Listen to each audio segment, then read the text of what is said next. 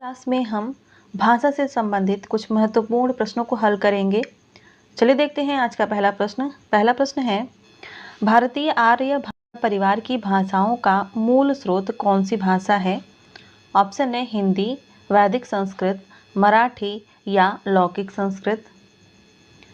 इसका सही उत्तर हो जाएगा वैदिक संस्कृत। अगला प्रश्न देखते हैं। अगला प्रश्न है, तमिल, तेलुगु, कन्नड़ और मलयालम भाषाएं किस भाषा परिवार से संबद्ध हैं?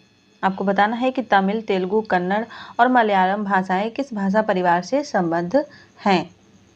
सही उत्तर है इसका द्रविड़ भाषा परिवार।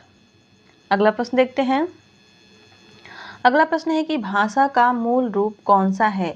लिखित रूप है, मौखिक है, मानक है या साहित्यिक है? सही उत्तर है इसका मौखिक रूप। भाषा का मूल रूप मौखिक रूप है। अगला प्रश्न है, खड़ी बोली हिंदी का साहित्यिक रूप किस शताब्दी में विकसित हुआ था? 18वीं शताब्दी, 17वीं शताब्दी, 19वीं शताब्दी या 16वीं शताब्दी? सही उत्तर है इसका 18वीं शताब्दी। अगला प्रश्न देखते हैं। अगला प्रश्न है, हिंदी को भारतीय संविधान में संघ की राजभाषा के रूप में कब मान्यता मिली थी? सही उत्तर है इसका 14 सितंबर सन 1949 को। अगला प्रश्न देखते हैं। अगला प्रश्न है कि आचार्य महावीर प्रसाद द्विवेदी ने किस पत्रिका के माध्यम से खड़ी बोली को परिष्कृत और परिमार्जित करने में महत्वपूर्ण भूमिका निभाई थी? और इसका सही उत्तर हो जाएगा सरस्वती पत्रिका। अगला प्रश्न देखते हैं। उत्तर भारत की खड़ी बोली हिंदी दक्षिण में किस रूप में विकसित हुई थी? द्रविड़ हिंदी में, दक्कनी हिंदी में, दक्कनी उर्दू में या परिनिश्चित हिंदी में? सही उत्तर हो जाएगा दक्कनी हिंदी में। अगला प्रश्न देखते हैं। अगला प्रश्न है कि मध्यकाल में राजकाज की भाषा के रूप में किस भाषा को मान्यता मिली हुई थी? इसका सही उत्तर हो जाएगा फारसी। अगला प्रश्न देखते हैं। अगला प्रश्न है कि संविधान के किस अनुच्छेद के अनुसार संघ की राजभाषा हिंदी और लिपि देवनागरी है? और इसका सही उत्तर है अनुच्छेद 343। अगला प्रश्न है कि ब्रजभाषा और अवधी किस काल की काव्य भाषाएं हैं? सही उत्तर है इसका मध्यकाल की। अगला प्रश्न 11 नंबर का प्रश्न है कि हिंदी की बोलियों को कितने वर्गों में रखा जाता है? 3, 4, 5 या 8? और इसका सही उत्तर हो जाएगा 5। हिंदी की बोलियों को 5 वर्गों में बांटा जाता है। वह है पश्चिमी, पूर्वी, राजस्थानी, पहाड़ी और बिहारी। अगला प्रश्न देखते हैं। अगला प्रश्न है कि बुंदेली और कन्नौजी बोली हिंदी के किस उपभाषा वर्ग की बोलियां हैं? और सही उत्तर हो जाएगा इसका पश्चिमी हिंदी। इसके अंतर्गत हरियाणवी, खड़ी बोली, ब्रजभाषा, बुंदेली, कन्नौजी और निमाड़ी आती हैं। अगला प्रश्न देखते हैं। अगला प्रश्न है कि आधुनिक भारतीय आर्य भाषाओं का विकास किससे हुआ था? और इसका सही उत्तर है अपभ्रंश से। अगला प्रश्न देखते हैं।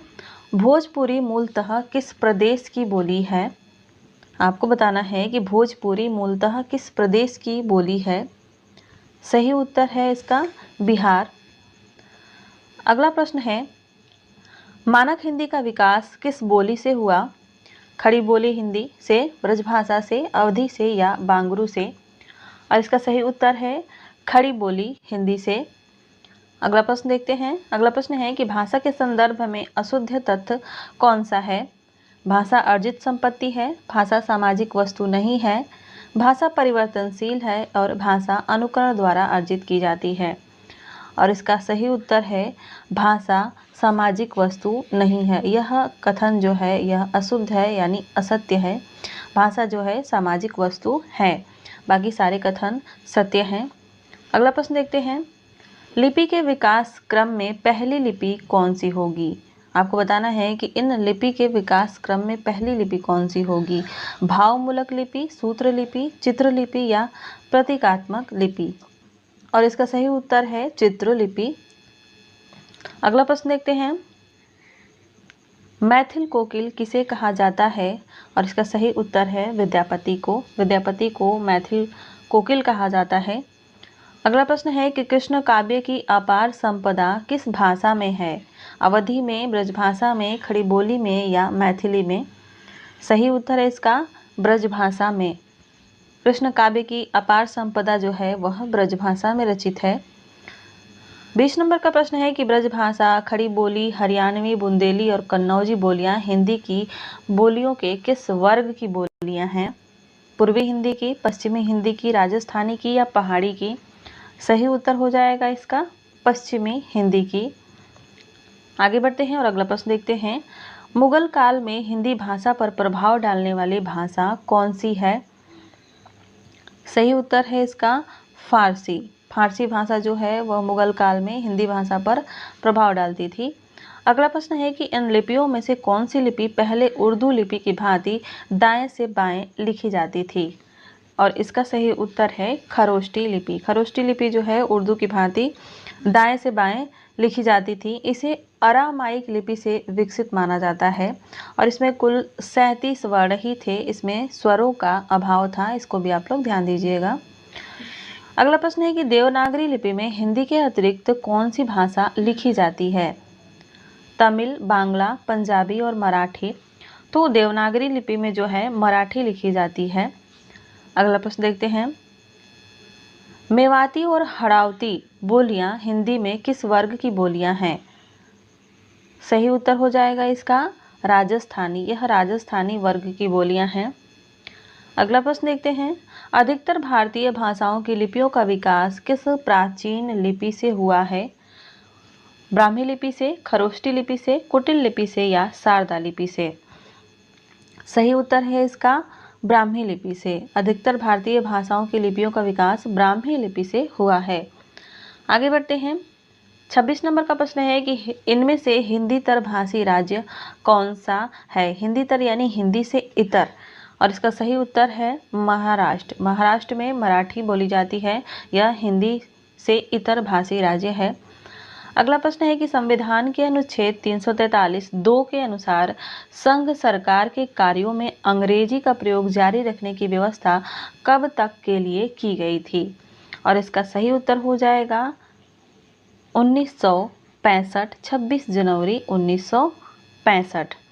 26 जनवरी 1950 से 26 जनवरी 1965 तक इस व्यवस्था को लागू किया गया था।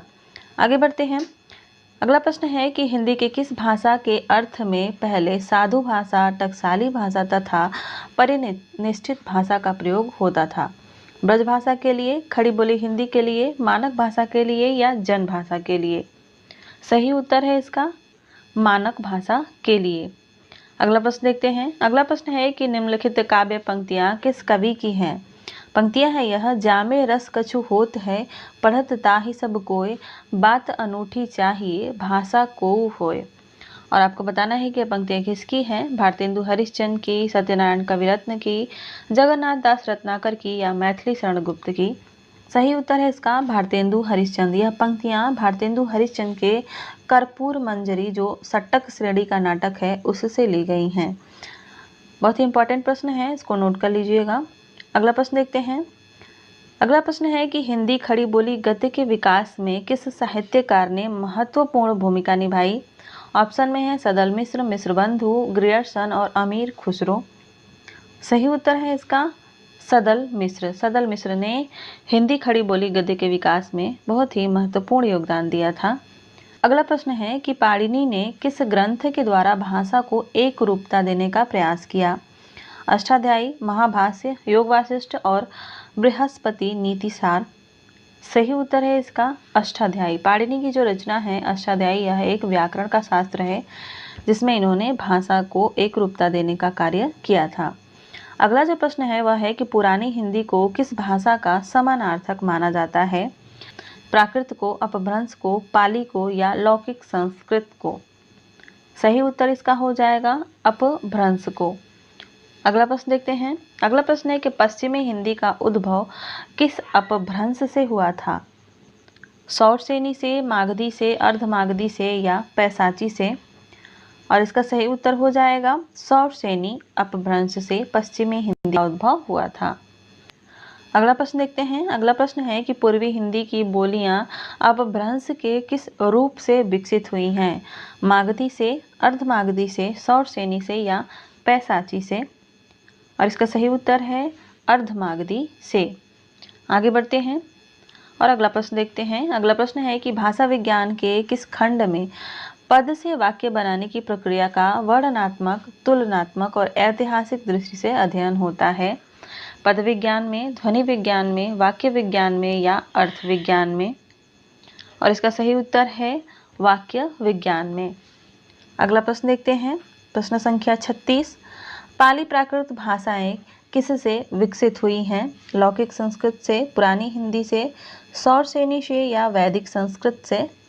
सही उत्तर हो जाएगा इसका वैदिक संस्कृत से। अगला प्रश्न है कि भाषा के संदर्भ में महात्मा गांधी ने किसका समर्थन किया था? हिंदी का, हिंदुस्तानी का, हिंदुई का या उर्दू का? सही उत्तर है इसका हिंदुस्तानी का। इन्होंने हिंदुस्तानी का समर्थन किया था भाषा के संदर्भ में, और हिंदुस्तानी में कई भाषाओं के शब्द मिले हुए थे। अगला प्रश्न है कि खड़ी बोली का दूसरा नाम क्या है? कन्नौजी, कौरवी, बघेली या मगही? खड़ी बोली को कौरवी भी कहते हैं। सही उत्तर हो जाएगा कौरवी। अगला प्रश्न, अवधी बोली का केंद्र स्थान क्या है? बस्ती है, बाराबंकी है, बहराइच है या अयोध्या है? सही उत्तर हो जाएगा इसका अयोध्या। अवधी बोली का केंद्र स्थान जो है अयोध्या है। बात करते हैं प्रश्न संख्या 40 की। पूछा जा रहा है कि खड़ी बोली का प्रयोग साहित्यिक हिंदी खड़ी बोली के अर्थ के अतिरिक्त किस अर्थ में होता है? शुद्ध के अर्थ में, दिल्ली मेरठ के आसपास की लोक बोली के अर्थ में, लोक साहित्य की भाषा के अर्थ में या लोक गीतों की भाषा के अर्थ में? और इसका सही उत्तर हो जाएगा दिल्ली व मेरठ के आसपास की लोक बोली के अर्थ में। अगला प्रश्न है कि अपभ्रंश को पुरानी हिंदी कहने वाले प्रथम लेखक कौन थे? बहुत ही इंपॉर्टेंट प्रश्न है और पिछली कई परीक्षाओं में पूछा जा चुका है। ऑप्शन में चंद्रधर शर्मा गुलेरी, रामचंद्र शुक्ल, जॉर्ज गियर्सन या शिव सिंह सेंगर। अपभ्रंश को पुरानी हिंदी गुलेरी जी ने कहा था। सही उत्तर हो जाएगा ए ऑप्शन चंद्रधर शर्मा गुलेरी। अगला प्रश्न है कि अपभ्रंश के प्रथम महाकवि कौन थे? हेमचंद, स्वयंभू, जोइंदू या रामचंद्र? और इसका सही उत्तर है स्वयंभू। अपभ्रंश के प्रथम महाकवि हैं स्वयंभू। अगला प्रश्न देखते हैं। अगला प्रश्न है कि राजभाषा अधिनियम कब पारित किया गया था? और इसका सही उत्तर है सन 1963 में। अगला प्रश्न है कि सन 1955 में राष्ट्रपति ने जिस राजभाषा आयोग की नियुक्ति की उसमें कितने सदस्य थे? 5, 11, 21 या 7? और इसका सही उत्तर है 21। उसमें 21 सदस्य थे। अगला प्रश्न देखते हैं। अगला प्रश्न है कि हिंदी हिंदुस्तानी के भाषा संबंधी विवाद में किसके नेतृत्व में हिंदी की विजय हुई? आचार्य महावीर प्रसाद द्विवेदी के, महात्मा गांधी के, पुरुषोत्तम दास टंडन के या बाबू शिव प्रसाद के? और इसका सही उत्तर है पुरुषोत्तम दास टंडन के नेतृत्व में हिंदी की विजय हुई थी। इनको हिंदी का प्रहरी भी कहा जाता है। पुरुषोत्तम दास टंडन को हिंदी का प्रहरी भी कहा जाता है। अगला प्रश्न है कि पंडित किशोरीदास वाजपेयी ने 19वीं शताब्दी के पूर्वार्ध को किस युग के नाम से अभिहित किया? यानी उसका नाम इन्होंने क्या दिया हुआ है?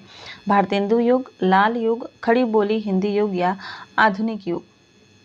सही उत्तर है इसका लाल युग। इन्होंने लाल युग कहा है।